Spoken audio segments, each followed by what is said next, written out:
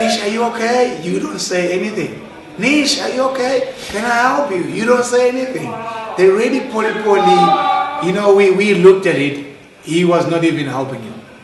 Poly, no poly. For your sake, you were even worse than the poly. What Makai is trying to say is that the day 6 trek from the Karanga Valley camp to the Crater camp, it was another really long, arduous day. I know I've kept on saying this all throughout, but there's not been an easy day throughout not this at trip, all. Not at all. Except for this guy.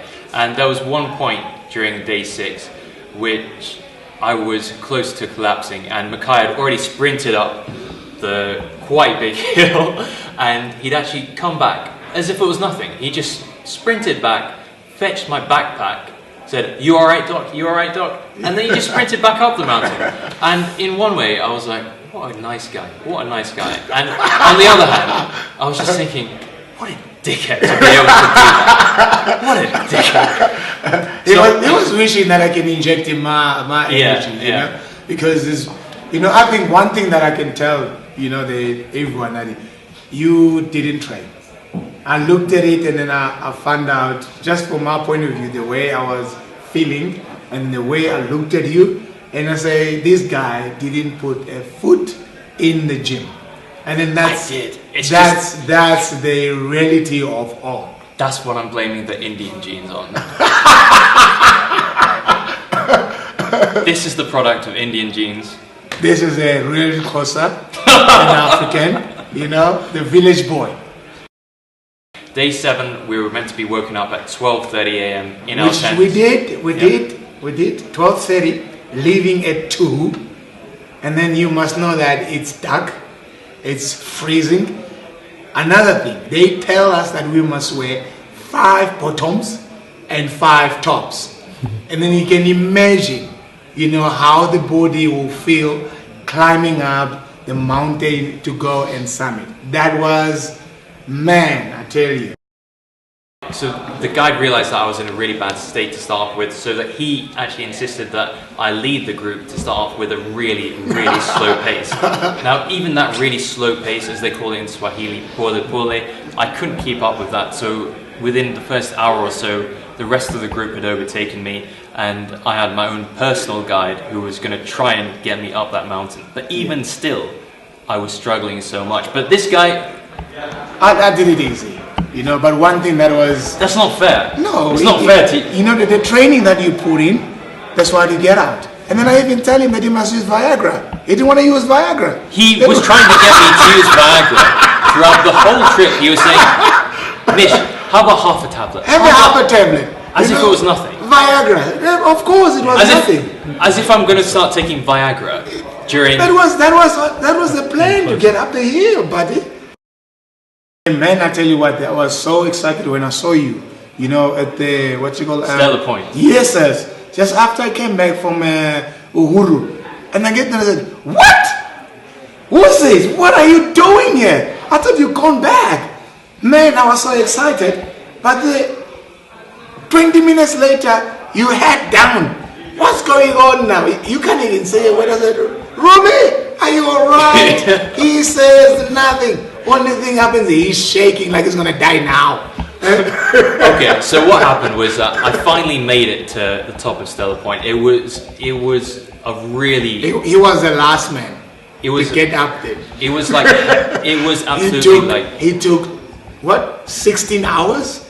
16 hours. 16 hours? To get up the hill. 16 hours. Maybe on Africa Standard Time, but I think in normal time that was probably... Close to what, about 8 hours? 8 hours?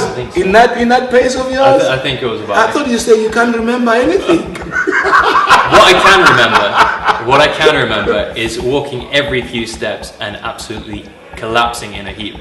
I've never felt anything like that, where my calves have just completely given up on me.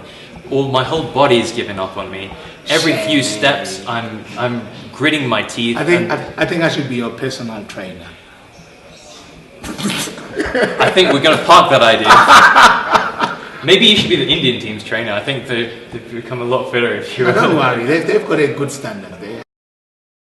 Now, just for some context, the day before we'd taken my oxygen saturation readings as well, and my level was 64%. Now, clinically, that should mean that you should be put immediately on oxygen and definitely taken off the mountain.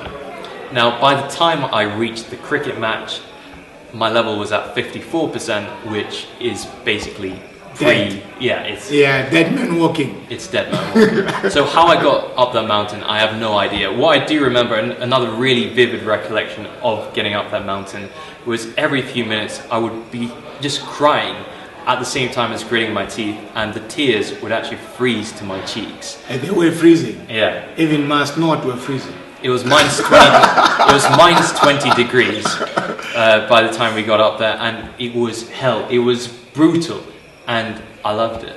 Well, I enjoyed it. You know. Before we get on to the next stage, I suppose we should get on to the cricket match. Yes, which you missed. I didn't miss it. I was there. But you didn't see nothing. I was there for the whole cricket match. I just wasn't technically there. Dead. I wasn't present for You it. were dead. I was watching it, but I was watching the whole cricket match from the sidelines as a... No. You didn't watch it because you were looking on the other side of the mountain. I was watching like this with my head in my hands, just not sure what was coming or going on. But you participated in all this. So I was born out for that. But who? Come on! You know, I'll tell you one thing. That shouldn't be allowed. But all I remember is watching bits and pieces of the cricket match, trying to get excited when someone hit a six. But at that point, my oxygen level was measured, and I was at 54% saturation, which meant that I had to be evacuated from the mountain immediately. So you missed out a lot of things because you missed out the skiing. Because we were skiing going down. What was that? I mean, you guys were skiing down the mountain. Yeah. You missed out. Brother, getting sick, climbing the Mount Kilimanjaro, Mount Madness, is not a yoga. So, while these guys were skiing down the mountain, I was being stretchered down the mountain, which was a completely surreal experience. I was tied like Hannibal Lecter, and it was about a 6 or 7 hour journey through the forest zones of Kilimanjaro as well. I had 6 people just sprinting me off the mountain. It wasn't the most comfortable experience ever, but I'm incredibly grateful to the people who actually managed to carry all 80 odd kilos of me down the mountain, sprinting down like that. I've just never seen any sort of athletic performance like that, apart from maybe from this man. You know, even today when we were coming down, I got a lift from them as well. So we had a lovely run down, sprint down. Only took me 2 hours from the camp to the bottom. This guy is not human. I try. What was that last night like? Alone? Because that was Micaiah alone for the first time. That's the reason I wake up at 5 o'clock and I start singing. And he started singing? Yeah, at 5 o'clock.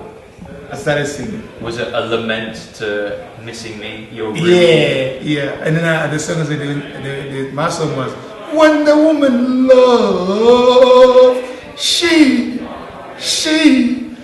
loves for real. And then my neighbor says, Micaiah, shut up! We're trying to sleep. And someone coughed and the other one says, bless you. And I said, shut up! I thought you were trying to sleep. It was awesome. But Micaiah, it's been great getting to know you over the past few days. I know that I've made a friend for life. Yeah. Hopefully you missed a lot. Well, I missed a lot, but I also experienced a lot with you, and I'm really grateful for the time that we had together. It's an absolute pleasure. And I'm going to miss you. Indeed. We will never lose touch. That you must know. We're going to meet each other. We've got emails changing, And then what we can do now is one thing. Let's sign a check and send it back to Eastland. That's all I need. Until next time, I've been Nish. It's Micaiah. We say Sprite just right there. And you've been watching In Bed with Nish and Mak. Thanks for watching. Thank you.